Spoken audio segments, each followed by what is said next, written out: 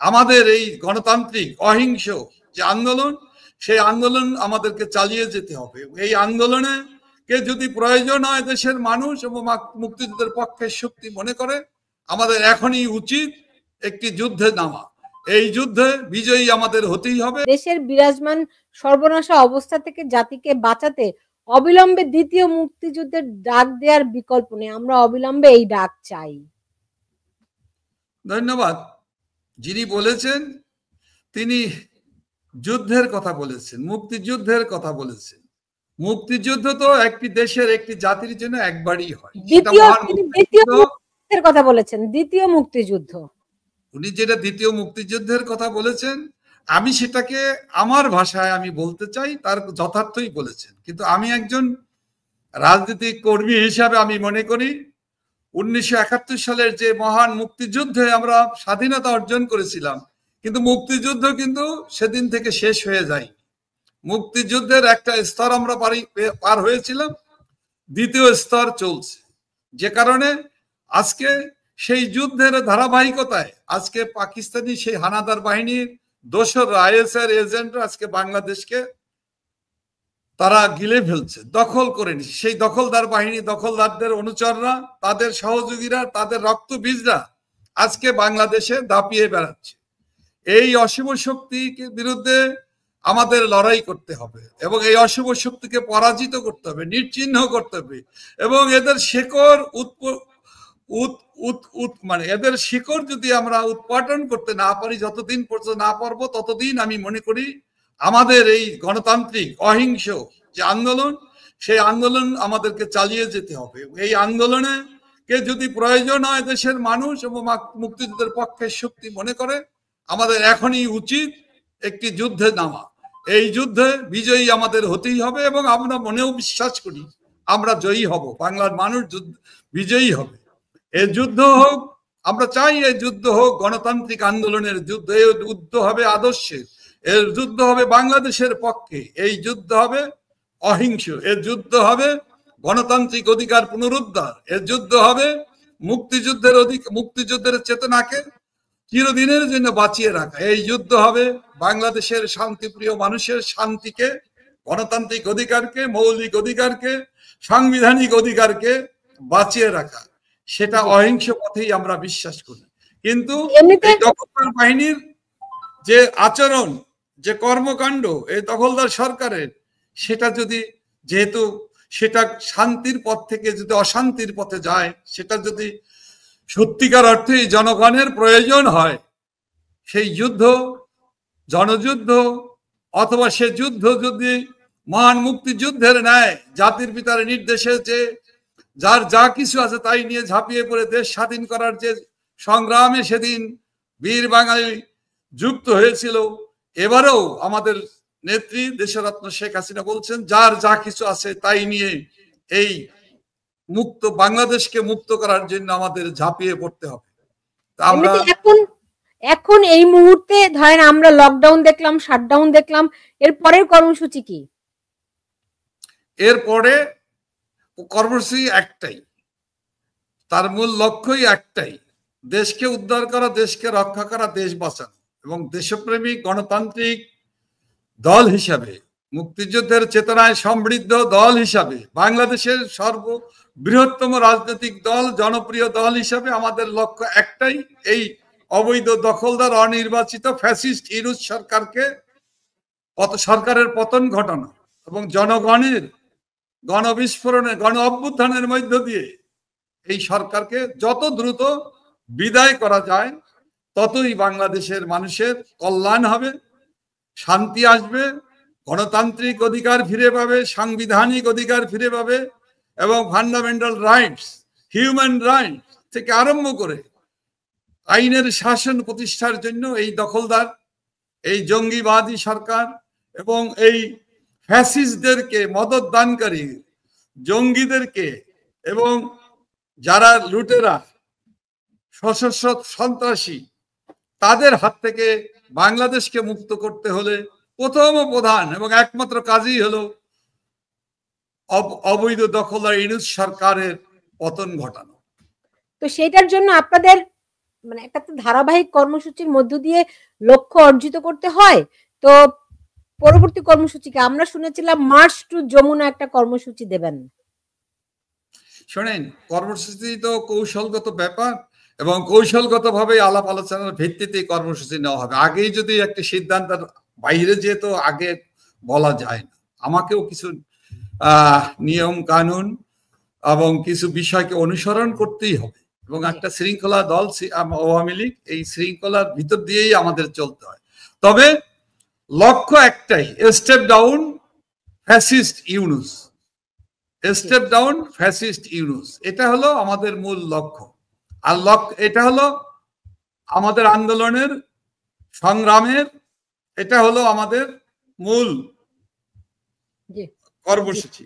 তার পাশাপাশি এই কর্মসূচিকে সফল করার জন্য নানা ধরনের কর্মসূচি বিভিন্ন পর্যায়ের মানুষ, শ্রেণী পেশার মানুষ, স্টেক হোল্ডার, বিভিন্ন রাজনৈতিক দল, আওয়ামী লীগের সহযোগী সংগঠন আছে, ভ্রাতৃপ্রতিম সংগঠন আছে, তাদের সাথেও মত বিনিময়, এটা আমরা শুরু করেছি। আমাদের মাননীয় নেত্রী দেশরত্ন শেখ হাসিনা এটা করছেন।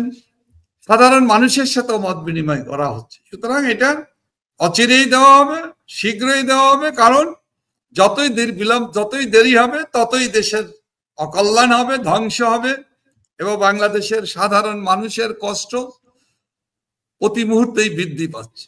জি, মোহাম্মদ নাসিম, আপনাকে অনেক ধন্যবাদ জানাচ্ছি আমার সঙ্গে আজকে যুক্ত হওয়ার জন্য। আপনি যদি সর্বশেষ কিছু বলতে চান।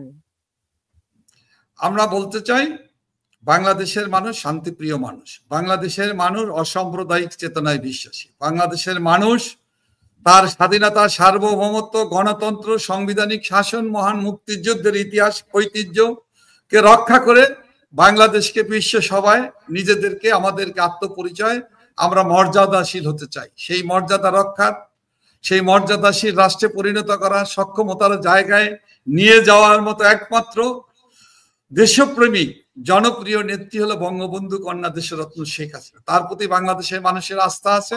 সেই আস্থার উপর ভিত্তি করে দেশবাসীর কাছে আমাদের আহ্বান থাকবে, আসুন সবাই মিলে আমরা থেকে তীব্রতর করি আমাদের গণতান্ত্রিক আন্দোলন, আমাদের হারানো সেই সমৃদ্ধির পথের বাংলাদেশকে আমরা ফিরিয়ে আনতে চাই। আসুন আমরা আমাদের সুযোগ্য নেত্রী, আমাদের আস্থার ঠিকানা, ভরসার স্থল, আমাদের বাংলাদেশের মানুষের মধ্যমণি দেশরত্ন শেখ হাসিনাকে বীরের বেশে সম্মানের সাথে বাংলাদেশে ফিরিয়ে আনি এবং অবৈধ দখলদার ফ্যাসিস্ট ইউনূস সরকারের এই অশুভ শক্তিকে বিতাড়িত করে গণতান্ত্রিক, সমৃদ্ধ, অসাম্প্রদায়িক এবং সম্মানিত জাতি হিসাবে বাঙালি জাতি সম্মানের জায়গায় ফিরে যাবার জন্য সেই বাংলাদেশের প্রত্যয় নিয়ে আমরা সবাই ঐক্যবদ্ধ হই এবং আমরা সবাই কাজ করি। ইনশাল্লাহ জনতার জয়, মানুষের জয় অবশ্যম্ভাবী, অবশ্যই হবেই হবে। আজকের বাংলাদেশে গত 17ই নভেম্বর বাংলাদেশের রাজনীতিতে, বাংলাদেশের দীর্ঘ মহান মুক্তিযুদ্ধের পরে অর্জিত স্বাধীন সার্বভৌম বাংলাদেশে মনে হলো একটি 71-এর পরাজিত শক্তি, দেশ বিরোধী শক্তি, তাদের কৃতকর্মের জন্য যারা এখনো বাংলাদেশের মানুষের কাছে তারা অপরাধ স্বীকার করে নেয়নি, তারা ক্ষমা চায়নি, তাদের লুণ্ঠন, ধর্ষণ, হত্যা, নানা অপকর্মে পাকিস্তানি হানাদার বাহিনীর সাথে মহান মুক্তিযুদ্ধে আমাদের দেশের জনগণের সাথে বেইমানি করেছিল, বিশ্বাসঘাতকতা করেছিল। সেই বিশ্বাসঘাতকের দলেরা 17ই নভেম্বর মহান মুক্তিযুদ্ধের মহানায়ক, জাতির পিতার সুযোগ্য সন্তান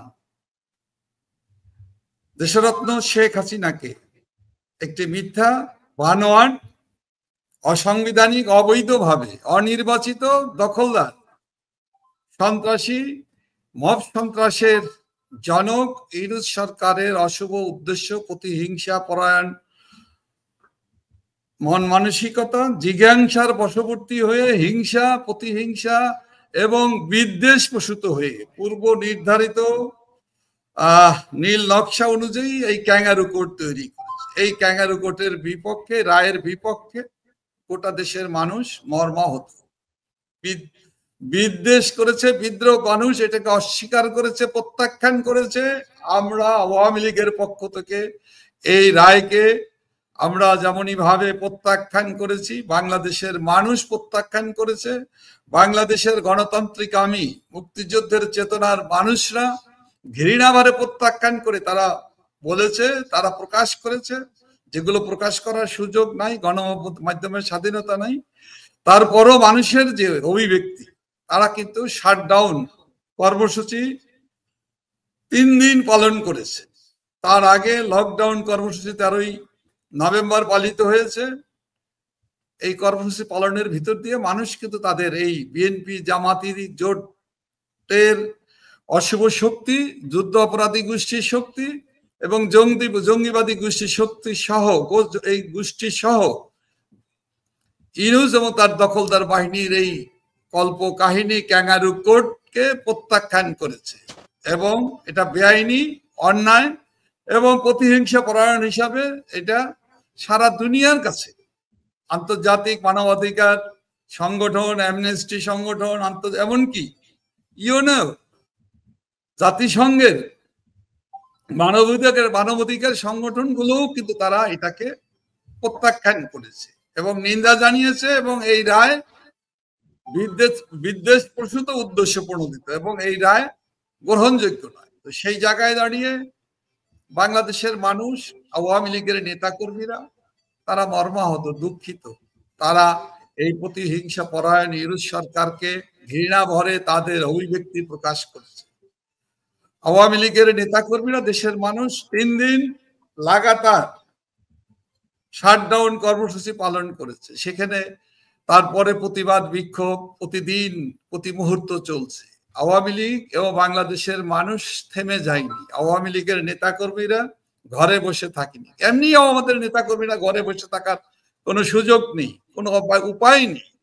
প্রতিদিন গ্রেপ্তার, প্রতিদিন নির্যাতন, মব সন্ত্রাস, ভায়োলেন্স, রাষ্ট্রীয় পৃষ্ঠপোষকতায় এই দখলদার বাহিনী, এই দখলদার সরকারের দখলদার সন্ত্রাসী গোষ্ঠী, জঙ্গিবাদী গোষ্ঠীর অংশ হিসেবে যারা